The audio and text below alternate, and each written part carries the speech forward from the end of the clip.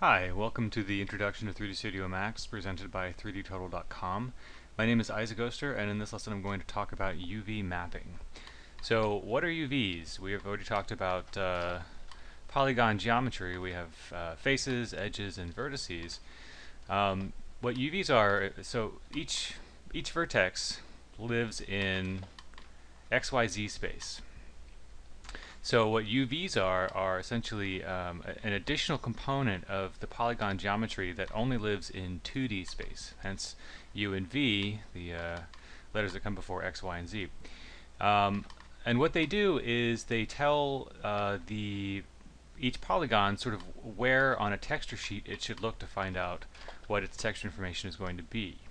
So if I just add a Unwrap UV W modifier and click Open UV Editor, what we can see here is each face has sort of a correlating face in the UV space. And if I turn on the texture map here, so you can see a little bit better here. So this texture map was created in a combination of ZBrush and Photoshop.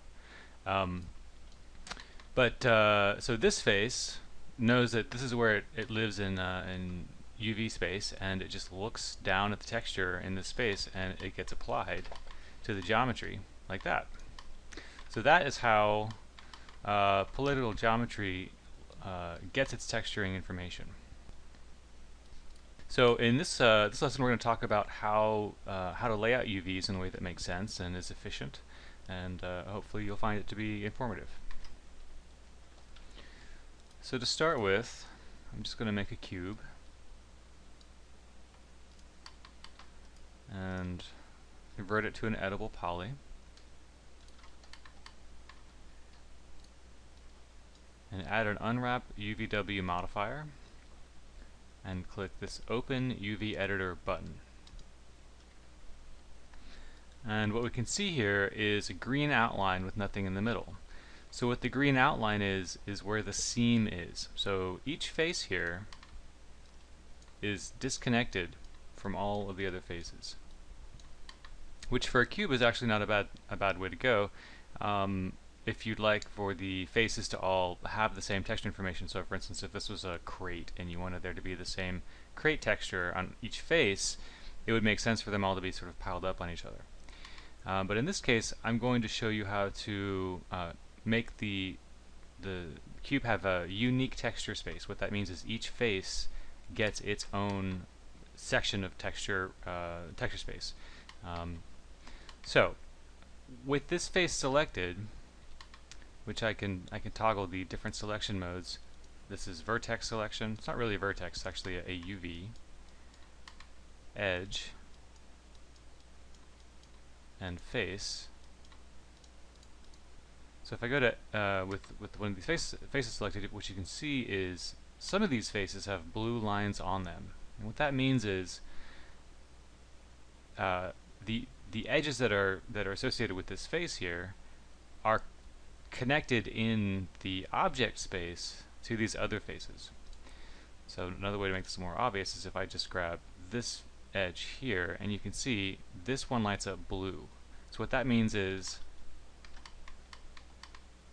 I've basically selected this one edge, but this edge in object space is actually made up of two edges in UV space, so long as they're disconnected like this. But if I right click on this edge and select Stitch Selected, what it's going to do is move that edge, or that whole face up, and then weld this edge together. So now what you can see is there's no longer a green line here. And there's no longer a green line because there's no longer a boundary, a face boundary. So do the same thing over here.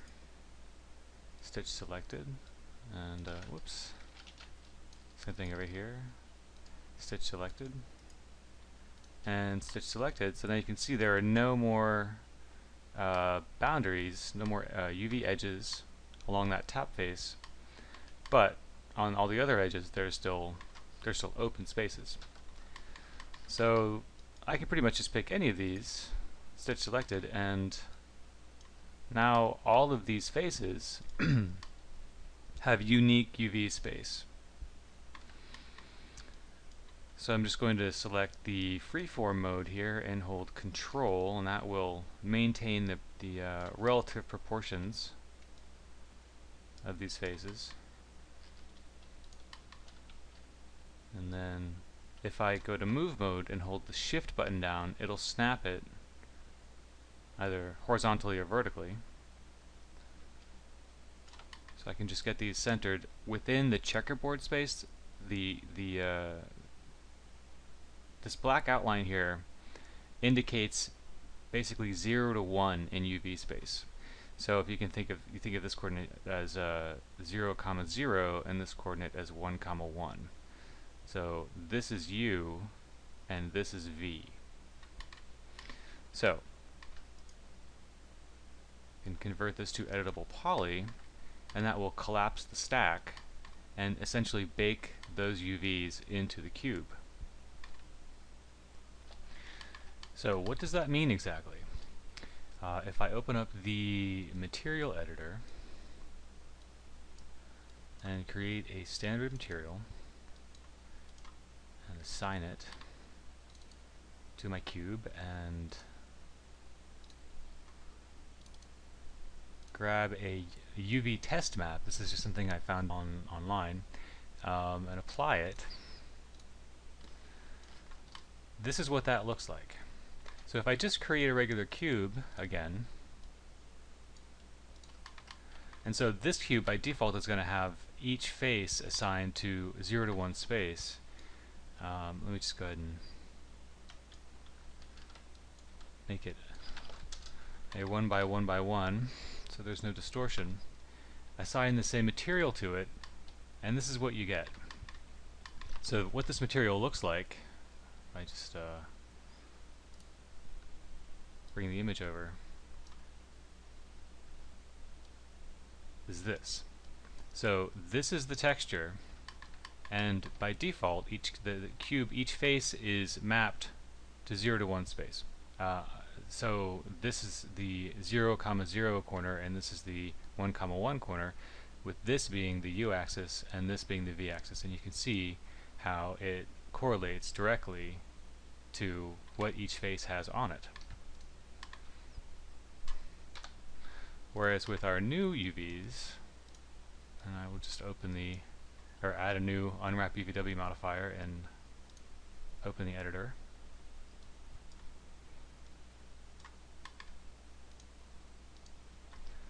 So on the top face, I'm going to hit F2 here, and that will light up each face in object space. The top view is sitting over 3D, 3E, 4D, and 4E, and you can see that's what's showing up on that face. And if I grab this UV here and move it around, you can see the impact that that has on the cube. So all that's going on here is each face of the polygon geometry has a corresponding face in UV space that reads the texture and pastes it on that face in object space.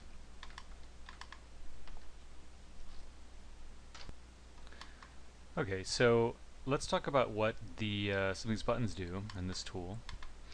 And to make this a little easier to see, I'm just going to drag these faces out of 0 to 1 space. So what happens when I do this is this isn't zero texture out here. All it does is it just tiles the texture for infinity, basically, in all directions. So if I actually turn this back on, what you can see is even though I'm no longer in 0 to 1 space, there's still texture showing up on the geometry, and that just has to do with the tiling. So we've already looked down here.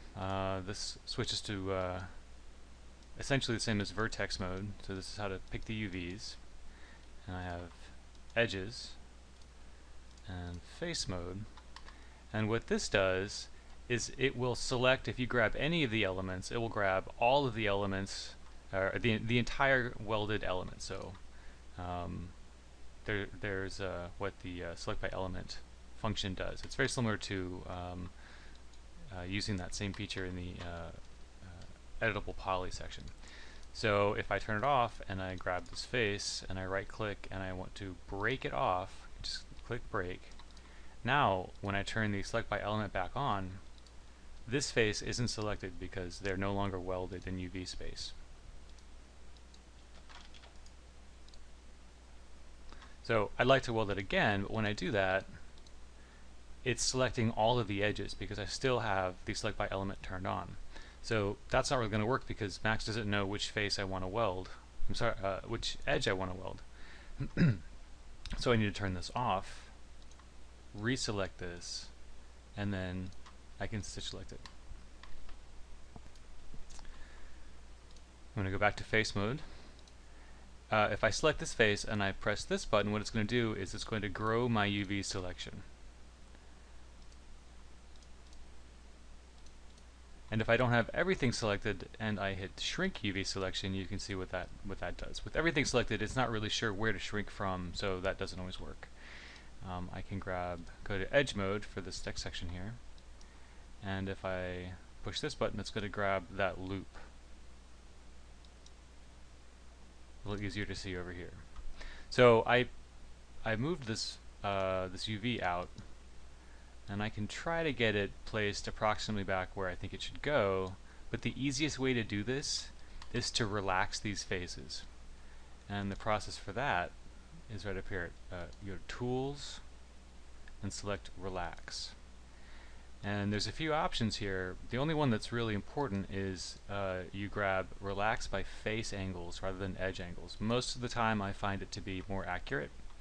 And then just hit Apply. And you can see the faces are the shape of the faces in the UV space correlates much more closely with the shape of the face in object space. So again, that's going to be Tools, Relax, and then you want to switch to face angles and hit Apply. And we're definitely going to see more of this before the end of the tutorial. So now go back to edge mode and hit loop, and you can see it grabs that whole loop. It's very convenient. And if I want to do the ring, I can do that as well right here. Just grabs all of those rings, or all the edges in this ring.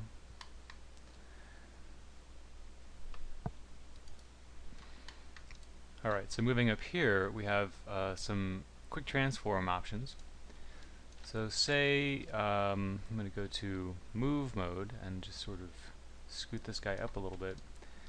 Say I wanted these to be linear. What I can do is align them horizontally, align them vertically, or do a linear line. So I'm just going to select Align Horizontal here, and they will be snapped to the average horizontal line between them. Do the same thing here. Not going to be a huge amount of change there because they're already vertical, but if I do this, move it, select the loop, and then click Align Vertical, you can see how that fixes it. Again, in this case, it's probably easiest to just relax it.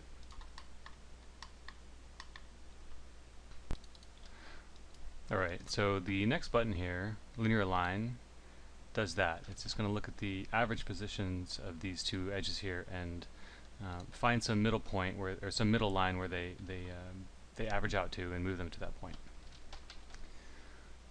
Next is rotate. I can rotate this negative 90 degrees or positive 90 degrees.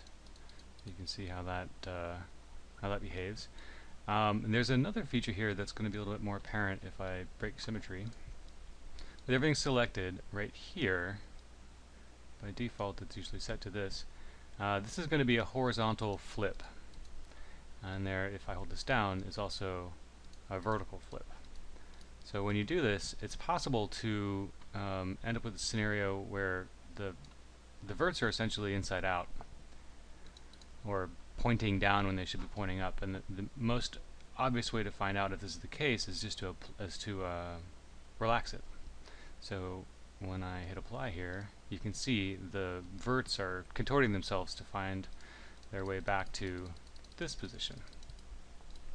So if I want these to be vertical, I can select the rotate selected subobjects here. But when I do that, it's important to check whether or not I have angle snap turned on, because if I do, it's going to limit my rotation to 5-degree increments. And as I approach the vertical point here, I can't actually get there, and the reason is because that -30 there, -25, -15, that's based on the original rotation. So I can get it pretty close, but if I need to be perfect, I can go to Edge Mode and select this loop here and align it vertically and then freeze it, just this edge. And the way I freeze it is by clicking the icon here with the snowflake. And now this edge and all of the verts associated with it won't move, so I can select everything and then hit relax, and it'll conform to this one edge here. So now you can see everything is back to normal. But once I've frozen it, I'm going to need to unfreeze it if I want to do anything with it. So the way you do that is you don't have to have anything selected. You can actually select frozen elements or vertices or edges. So you just come down here and click on the fire icon, and that will unfreeze everything that you've got frozen in your UVs here. So for the next thing, I'm going to break off this face here. Whoops. Go to move mode. So if I am in edge mode and I select this edge and hit stitch selected, what it's going to do is it's going to take this face, move it down, and weld the edge. But there's a way to limit this to just the edges themselves, and that happens over here in the stitch menu. So with the larger element face selected, if I click stitch target, it's going to basically move up, move the red to the blue, and you can see the red icon is being moved to the blue. And here it's going to average them together. So if I click this one, it'll find the middle point, and if I click this one, it'll move the blue to the red, like that. And I'm just going to move the whole thing by selecting stitch selected in the right click menu. Okay, so I'm going to go ahead and get rid of that pattern there, and let's see, go to move mode and move these over. So with each vertex here has its own 0 to 1 coordinate, which you can find here. So it's going to be 0.21 in U and 0.114 in V. It's possible to hard code these values in, so I'm just going to go ahead and select these, and because I have more than one selected, it won't tell me what the values are, because it can only support one at a time. But if I zero out the U value, it'll move these to that edge, and if I select these and enter 1 here, it'll move those all the way to that edge. Same thing here, if I say 1, those will get moved up, and 0, those will get moved up. So I'm just going to go ahead and relax this back to normal, and go to face mode so they're a little easier to see. Shrink them down a bit. So if I wanted to move these as a unit together, I need to change this, because by default, if I enter a value here, for instance 1, it's going to squish them all up to this edge, which I don't want. I want to preserve their shape. I need to click this button right here, and what that'll allow me to do is, oops, sorry about that, move them as a group, regular units. So I can actually come in here and just scrub this back and forth, and you can see the result. So again, that's with this turned on. Otherwise, it will take all the verts and apply this one value to them. So it is possible to work on UVs of multiple objects at one time. You just need to select the objects and add a UVW modifier, Unwrap UVW here, and hit Open in UV Editor.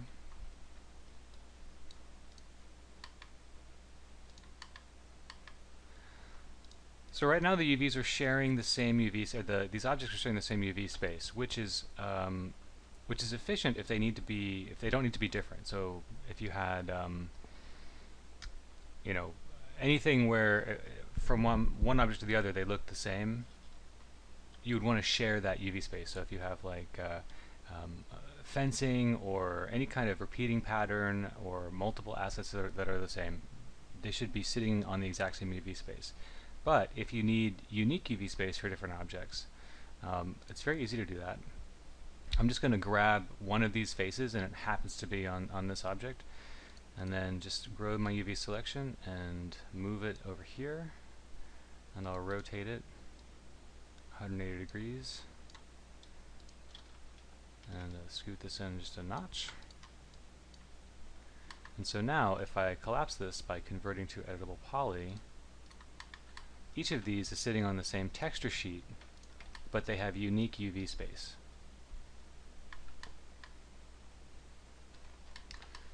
So if, say, I needed to modify the UVs of one of these objects so that it was sitting on top of the same UV space as the other object. So what we're going to do is select, let's say, this one, and freeze it, and then rotate this so it's a little bit closer, and I'll just mess it up a little bit so it's different. I'm going to expand this out. So this one I can't select at all, and this one is normal. If I go to Vert Mode here and turn on the little magnet icon here, what that'll allow me to do is grab one of these verts. I need to make sure I've got element mode turned off, and I'm in move mode here, and I can snap it to the corresponding vert on the other side,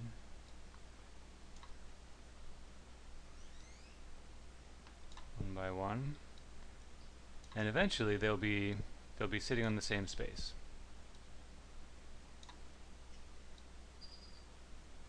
So again, this is a result of the snap feature here.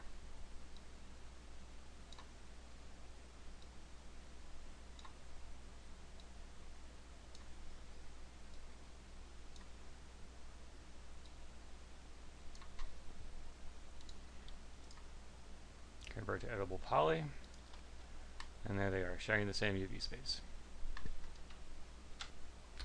So unfortunately, unless you're working on Minecraft, you're going to have some more complicated UV scenarios to resolve rather than just some cubes here. So I'll show you an example from my personal work here. This is a model that I've been working on for a while, and the UVs are laid out. The horse is on one texture sheet and the rider is on another texture sheet, and I can show you briefly or quickly what the textures look like for the horse. So these are the UVs. So there's the body and the head and the bottom of the neck and some the inside of the mouth. So all the geometry that you see here all has its textures laid out. And to look at how something like this might happen, we will do a quick UV pass on just the head. So let's see, I'm going to go down to Unwrap UVW, hit Open in UV Editor, and what you can see here is a pretty typical result. If the geometry that you've created, in this case this geometry came from ZBrush, it will typically have a planar projection for the UV. So if you look down, this is probably a top view or a bottom view, just shooting the UVs straight like this. And it doesn't care at all that the UVs are overlapped or whatever the situation happens to be. So this is obviously not going to work from a texturing perspective, all this stuff needs to either be sitting on top of itself if it's the same, or it needs to have unique space. So looking at the horse, when I'm deciding about how I want to lay this out, I'm trying to think of the most efficient way to do it. And that's a balance between making sure you don't have really obvious seams. Like I wouldn't necessarily want to put a seam down the middle here. So probably the front of the face will be sitting on one UV element, but the neck, you'll never see both sides of the neck, and there's a mane kind of covering up this top part here, which obviously the geometry for that isn't in this little sample mesh here. But I think I can layer the neck pieces on top of each other, and then most of the rest of it's going to need to be unique. So to get started, I'm going to grab the neck here,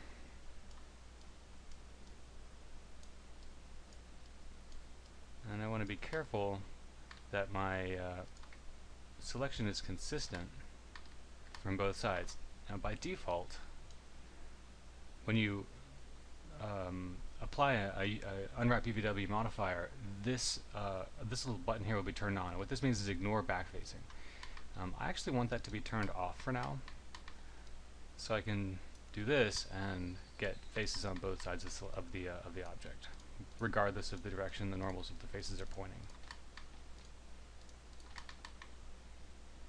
So I'm just gonna grab these, and so between each element, each UV element, you're gonna have a seam, and the seams can be, depending on the engine, they could be pretty noticeable. So you want to make sure that they are in places that it's not going to look weird to have a little edge. So in this case, it's not going to look weird for there to be a little edge underneath this strap. In fact, it's probably going to be really, really hard to see if visible at all.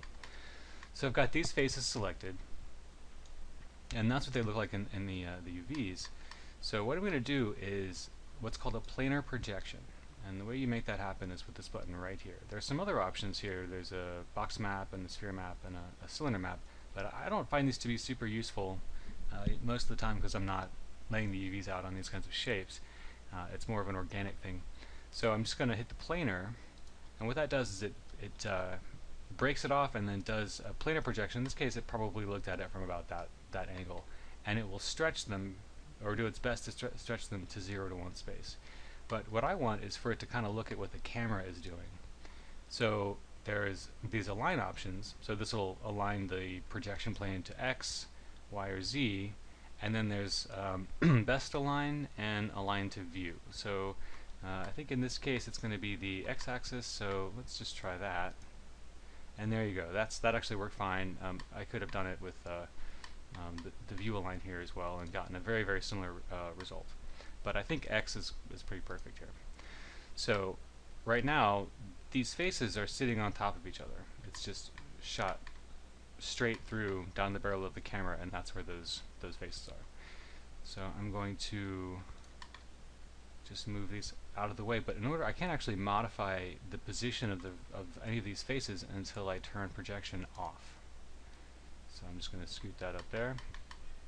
And the other thing to keep in mind is whenever you have a shape like an ear or these little tabs here, they're going to need to be uniquely laid out, or they can't be, they've got to be their own elements, because there's no way for it to take this entire structure here and try to squeeze it into the UV space that would be left in the hole. And that might not be entirely clear, but I'll just go ahead and select them, and maybe it'll be more apparent once I just do it. So there's that piece, and this piece,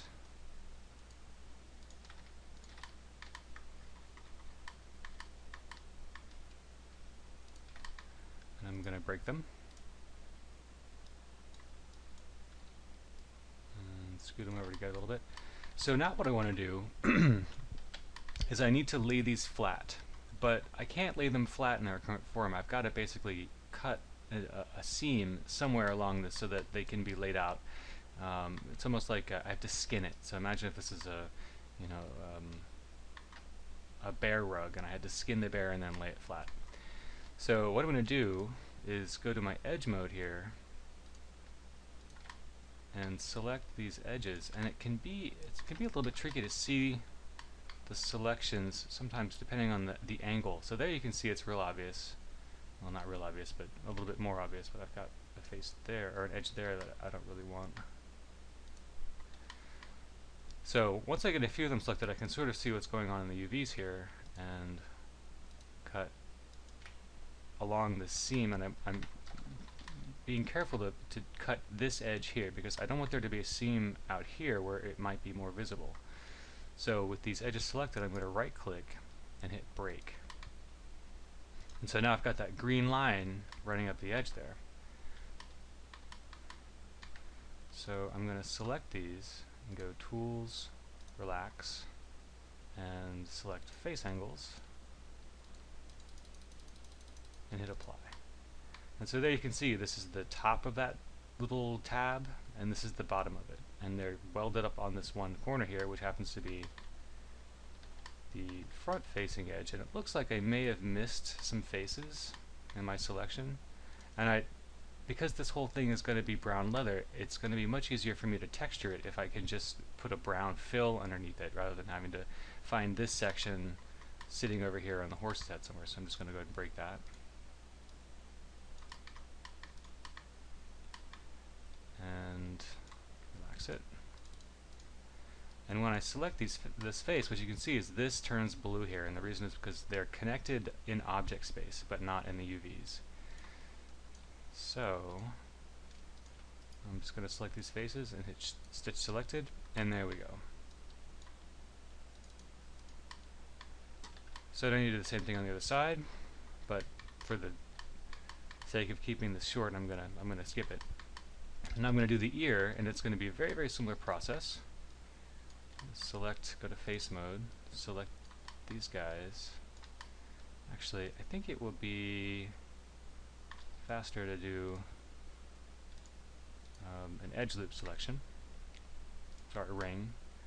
So I'm going to select these rings, and then convert them to, oh, you know what? There's a convert to face option if you're in editable poly, but I guess that's not available in the UV editor.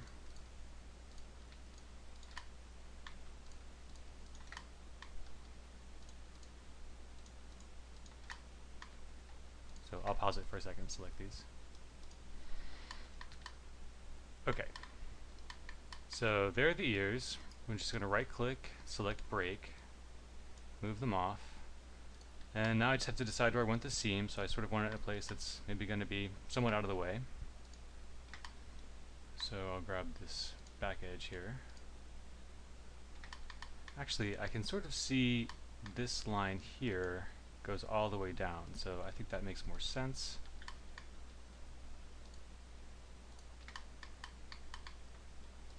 So I select this edge here, click loop, and then I'm just going to grab these little edges on the top there and break, and just relax them. And you can see they just get nice and organized. And all of the polys in the ear are about the same relative shape and size as they are here in the geometry. And again, that's a feature of face angles. If I turn face angles off in favor of edge angles, we can sort of see. In this case, it's not a radical difference, but sometimes you can get kind of squirrely stuff around the edges where it'll want to twirl around itself. So back to face angles.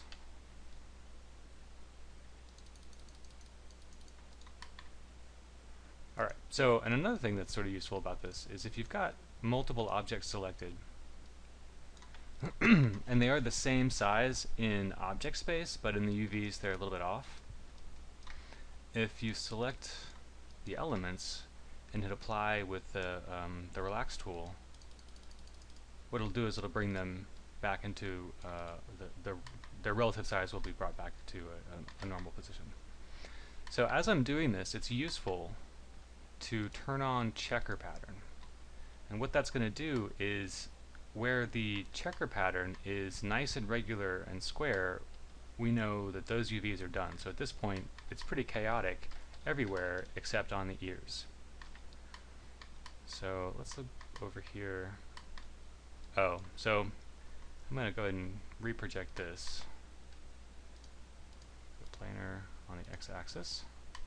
And now you can see how much more regular the squares are, at least out here, but as soon as it gets to the top part, because the projection is just going directly along this axis, it's not really accounting for the curvature along the top there. So what I'm going to do is select an edge on the top, hit F4 to go to wireframe, and an edge on the bottom, and hit loop, and then break. And just for clarity's sake, I'll move these out here and hit apply. So you can see what's happening. One of them is relaxing nicely, and one of them is trying to flip inside out, and that's because it's basically, it's this side, and it's UV's got projected pointing the wrong direction. So go ahead and relax it a bit. And this is actually okay here. So I'm going to show you a trick that I like to do for my UVs when I'm going to be using the same UV space. I'm going to go ahead and select these faces and convert to editable poly, which collapses the UV modifier down. So I selected those faces before I collapsed it, and now I'm going to go back into polygon mode here, and what you can see is they light back up. So I know that this side is good and this side is funky. So I'm going to hit detach here, and grab an edge on the top and an edge on the bottom and hit loop. Actually, that's not going to work. I'm just going to go to top view and select those edges and delete them. So I just deleted the bad UVs. I'm going to add a symmetry modifier, and it flipped. It took the positive side and applied it to the negative side. In this case, the positive side didn't have any geometry, so there's nothing left. So I just need to hit this flip button here, and there we go. So convert it to editable poly, and then attach it, and weld these UVs.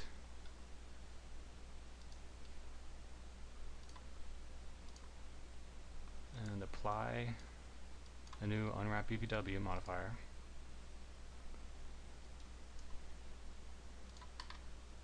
And so now here's my horse neck, and both sides are sitting on the same UV space. So I can just double check that by turning on the checker pattern. And there we go, nice and even. So the ears look good, the neck looks good, and this tab looks okay. I should probably, if I orient it so that it's, you know, vertical or whatever, it's the squares may be a little bit more regular in their representation here. Okay, so now I've got this big chunk here that I need to sort of figure out. So the way I would do this is, it looks like I've got a nice line, a nice potential place to put a seam that runs along this inside edge here, but then I'm going to have to cut across there, that's okay, and then run it into the mouth. So that'll be okay for the top part, and then the bottom jaw and chin and this strap can be on a different part, and the inside of the mouth can be on its own element. And the more you do this, the more you'll sort of be able to understand like what's going to work in terms of what will flatten out nicely and what's going to have to be separated out into its own UV island.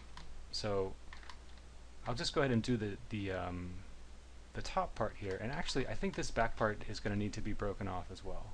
So I'll just do a section here to show you kind of how it works, and then show you the finished result. So I think probably if I switch to the select lasso, and I'm going to go to hit L to go directly to my left camera, and I've got my my Alt button down, so it's a deselect function. And I'm just going to kind of come around and deselect the areas that that are going to need to be on different islands, different elements, that is. And it looks like I forgot again to turn off the back face masking, which happens pretty routinely, so I'm just going to do this operation one more time.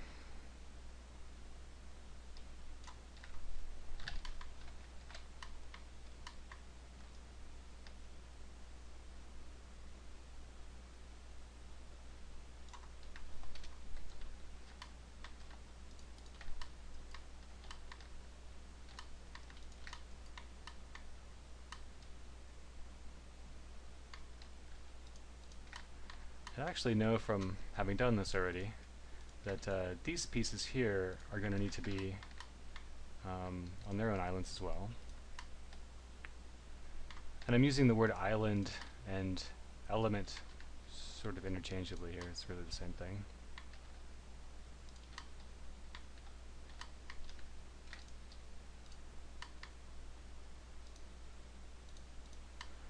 And it can be fairly tedious, but it's really important that you make sure you spend the time to get all of the edges and all of the faces selected.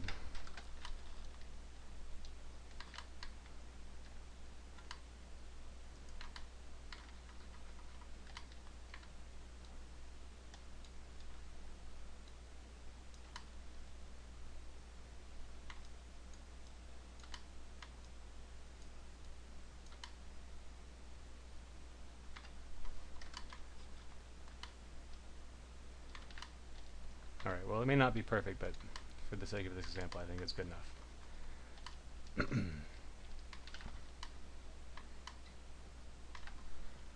So I'm just going to do a projection, another planar map here, and in this case I'm going to align it to view. So that's the result. Now it doesn't have to be perfect, really. I just want to get it kind of, sorry, I guess I need to bring it over this monitor. So that's the result. And it doesn't have to be perfect, it just needs to be close enough so that the relax feature can work. So I'm going to come over and relax it out. And what you can see is it's working pretty well. Let me go to move here. Oh, I need to turn planar off.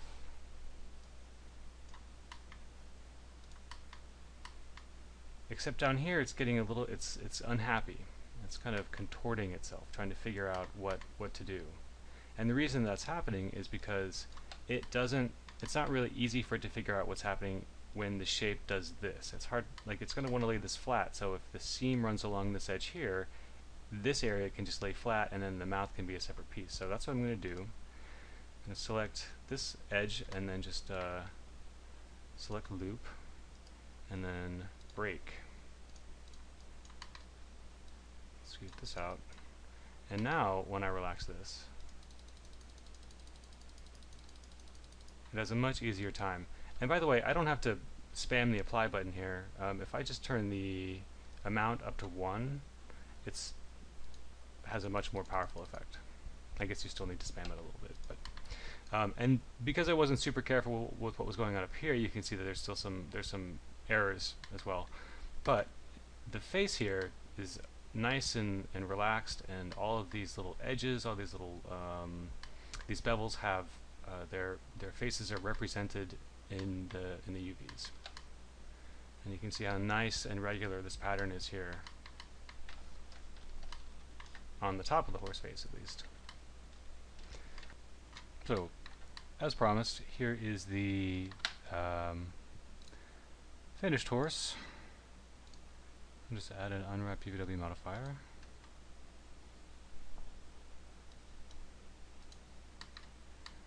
And every now and again you'll have a scenario where, depending on the engine, if you've got 2 islands that are sitting on top of each other, the one that's mirrored, whose normals are pointing the wrong way, will act a little strange. It's a little bit peculiar. And in that case, the problem is solved by simply moving it over 1 unit in UV space, which again you can do by hitting this button and then just entering 1 right here. And it's, for whatever reason, there's just some issue with the math, but it works perfectly. So there's the head, the ears, bottom of the jaw, mouth is around here somewhere, There's the mouth. So that's basically all there is to it. I mean, there's a lot of different ways that you can attack this problem. Well, one of the things I like to do is actually use the UV master in ZBrush to do a quick pass, and then I bring it into Max and relax things, and that can save a lot of time if you've got complicated geometry. So hopefully this has been informative for you, and it will help you in your UV efforts going forward. So thank you very much for watching. My name is Isaac Oster, and this has been a 3ds Max tutorial for 3dtotal.com. I'll see you soon. Thanks.